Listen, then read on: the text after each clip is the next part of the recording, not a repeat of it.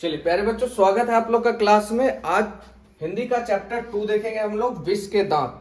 ठीक है, तो सबसे पहले बात करें लेखक की, तो लेखक कौन है? नलिन विलोचन शर्मा। विष के दांत के लेखक कौन है? नलिन विलोचन शर्मा। इनका जन्म 18 फरवरी 1916 पटना के बदरघाट में हुआ था। इनका जन्म 18 फरवरी 1916 पटना के बदरघाट में हुआ था। आगे बात करते हैं, संस्कृत के प्रख्यात विद्वान पंडित रामावतार शर्मा के ज्येष्ठ पुत्र थे, यानी बड़े पुत्र थे किनके? पंडित रामावतार शर्मा के। कौन थे? नलिन विलोचन शर्मा। आगे बात करें, माता का नाम रत्नावती शर्मा था। किनके? तो नलिन विलोचन शर्मा जी के माता जी का नाम क्या था? रत्नावती शर्मा। आगे बात करते हैं, नलिन जी की प्रमुख रचनाएं या कृतियां जो भी है, तो इनमें सबसे इंपॉर्टेंट होता है आपका दृष्टिकोण, किसके द्वारा? नलिन विलोचन शर्मा। साहित्य का इतिहास दर्शन, नलिन विलोचन शर्मा। अब कुछ मुख्य बातें देख लेते हैं जो कि आपके ऑब्जेक्टिव से रिलेटिव है। सेन साहब की नई मोटर कार काली चमकती हुई स्ट्रीमर एंड थी। कौन सी थी उनकी मोटर कार? स्ट्रीमर एंड थी, जो कि बिल्कुल नई मॉडल 7,500 में थी। तो यहां से भी क्वेश्चन बनता है, भैया नलिन विलोचन की गाड़ी कौन सी थी? तो स्ट्रीमर लैंड।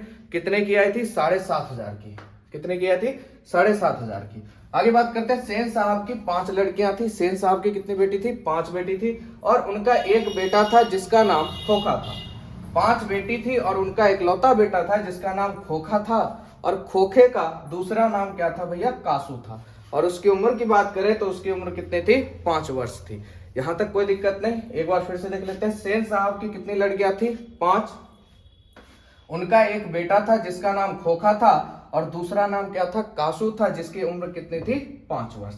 आगे बात करते हैं, सेन साहब खोखा को क्या बनाना चाहते थे? तो बिजनेसमैन और इंजीनियर बनाना चाहते थे। सेन साहब खोखा को क्या बनाना चाहते थे? बिजनेसमैन और इंजीनियर या जेंटलमैन कहिए, ये बनाना चाहते थे। आगे बात करते हैं, मदन के पिता गिरधर लाल। मदन के पिता का नाम क्या भैया? गिरधर लाल, जो कि सेन साहब की फैक्ट्री में किसका काम करते थे? किरानी का काम करते थे। किसका काम? किरानी का। आगे, मदन ने खोखा के कितने दांत तोड़ डाले थे? 2-2 दांत तोड़ डाले थे। कई बार ऑब्जेक्टिव में आया हुआ है, मदन ने खोखा के कितने दांत तोड़े थे? तो याद रखिएगा कितने? 2-2, यानी 2 दांत तोड़े थे। चलिए आगे देख लेते हैं। अब करते हैं अब आगे बोध और अभ्यास के प्रश्नों का। तो इसमें जितने भी आपके प्रश्न उत्तर हैं वो सब एग्जाम पर्पस के लिए। इतना प्रश्न उत्तर अगर आपने देख लिया तो एग्जाम से एक भी बाहर नहीं जाएगा।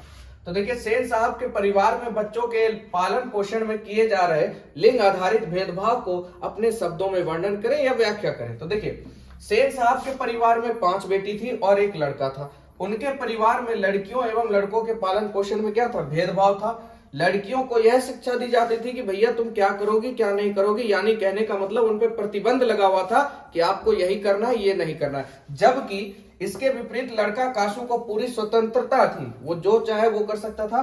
तो लिंग भेद के चलते सेन साहब की लड़कियां कुंठित सी हो गई, और जो उनका लड़का था कासू, वो क्या हो गया? बिगड़ैल हो गया। तो यही था हमारा लिंग भेद अपने शब्दों में। आगे सबसे इंपॉर्टेंट क्वेश्चन, बहुत बार एग्जाम में पूछा जाने वाला क्वेश्चन है ये, खोखा किन मामलों में अपवाद था? तो खोखा तो जानते हैं आप, इकलौता बेटा था और मनमानी करता था, इसके कारण ये अपवाद था। यानी सेन दंपत्ति की ढलती उम्र की इकलौता संतान होने के कारण घर के नियमों और व्यवहार का क्या था? ये अपवाद था। आगे प्रश्न 4 है, सेन दंपत्ति खोखा में कैसी संभावनाएं देखते थे और उन संभावनाओं के लिए उन्होंने उसकी शिक्षा कैसी तय की थी? तो देखिए, सेन दंपत्ति अपने खोखा के दुर्लित व्यवहार से एवं उसकी तोड़ फोड़ की हरकतों से इंजीनियर बनने की संभावना देखते थे। वो किसी को चीज को तोड़ फोड़ करता था, जोड़ना उड़ना ये सब करता था, इसके कारण उनको लगता था कि भैया ये इंजीनियर बनेगा। उन संभावनाओं के लिए उन्होंने उसकी शिक्षा के लिए एक बढ़ई मिस्त्री को बुलवाकर ठोक ठाक सिखाने के लिए तय किया था, ताकि भैया ये अच्छा बन जाए। तो यही था यहाँ पे, यानी बढ़ई को बुला के भैया उसको शिक्षा दी जा रही थी तोड़ताड़ कैसे करना है। तो चलिए आगे का प्रश्न देख लेते हैं। आगे प्रश्न है, साफ प्रसंग व्याख्या करें। तो पहला प्रश्न कहता है, लड़कियां क्या है? कठपुतलियां हैं और उनके माता पिता को इस बात पे गर्व है। तो देखिए, प्रस्तुत वाक्य जो वाक्य है, कहानीकार नलिन विलोचन शर्मा की कहानी विष के दांत से लिया गया है। मिस्टर और मिसेस सेन के 5 लड़कियां हैं जो सेनों द्वारा सभ्य, सुशील और अनुशासित है। उनका अपना कोई स्वतंत्र अस्तित्व नहीं है कि वो कुछ भी फैसला ले सके या कुछ भी कर सके बिना माँ बाप के परमिशन के। इस बात की संपुष्टि में उक्त पंक्ति लिखते हुए कहा है कि लड़कियां क्या है? कठपुतलियां हैं और उनके माता पिता को इस बात पे गर्व है। इसी चीज को लेखक ने देखते हुए अपने शब्दों में लिखा कि भैया लड़कियां क्या है? कठपुतलियां हैं और उनके माता पिता को इस बात पे क्या है, गर्व है। अगला प्रश्न है, ऐसे ही लड़के आगे चलकर गुंडे, चोर और डाकू बनते हैं।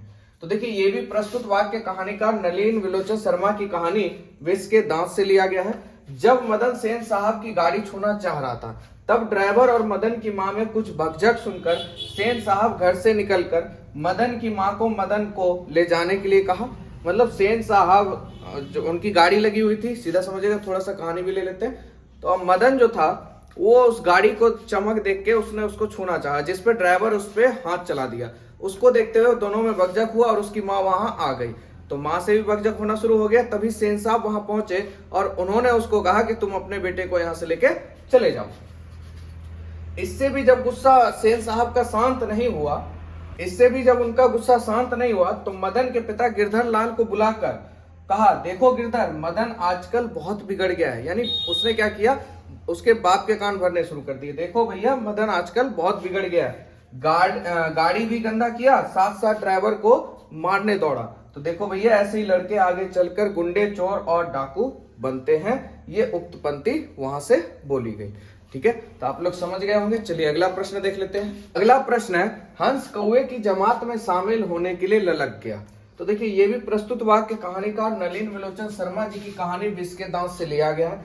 यहाँ हंस शब्द खोखा के लिए यानी अमीरी को दिखा रहा है और कौवा शब्द मदन के लिए प्रयुक्त हुआ है यानी गरीबी को दिखा रहा है। तो मदन गली के बच्चों के साथ लट्टू नचाने के लिए मचल उठा। यहाँ पर कहानीकार ने उपमा देकर कहा, हंस कौवे की जमात में शामिल होने के लिए लग गया। तो ये था आपका आंसर। तो यहाँ पे आता है चैप्टर आपका खत्म। तो मिलते हैं आप लोग से नेक्स्ट चैप्टर नेक्स्ट वीडियो के साथ। आज के लिए इतना। जय हिंद, जय भारत।